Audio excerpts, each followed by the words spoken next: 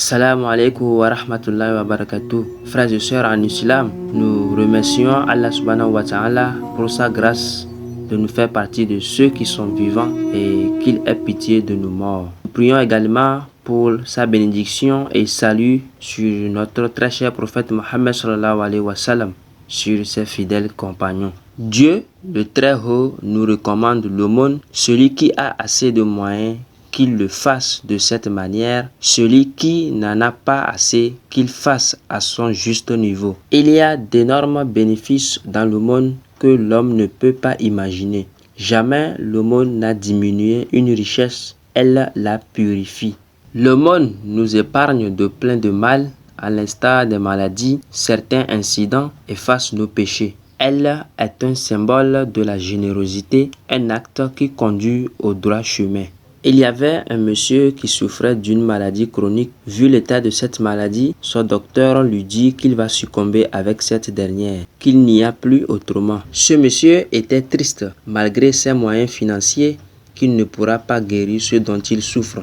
Il est parti voir un homme de Dieu, lui expliquant sa situation, de l'aider dans les prières, et ce dernier lui demande: avec tout ce que vous avez comme richesse, avez-vous l'habitude de faire l'aumône? Le monsieur dit non. L'homme de Dieu lui dit: allez-y faire l'aumône, je vous aiderai dans la prière. Le monsieur en question est parti faire l'aumône selon ses moyens. Quelques mois après, le monsieur se sentait à l'aise dans son organisme, il se voyait bien portant.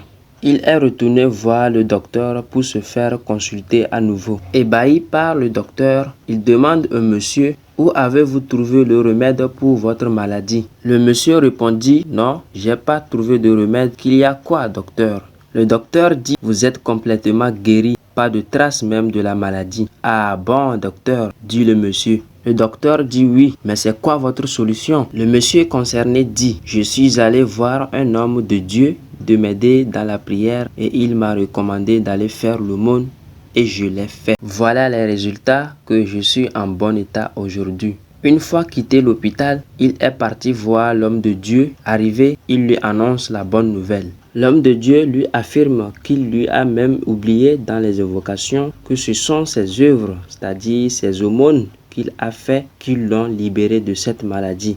Et ils rendent tous gloire à Dieu. Chers frères et sœurs, c'est pas aussi facile, mais faisons un effort du côté de l'aumône qu'il faut exécuter à vos plus faibles degrés, mais aussi nous élimine de nos péchés.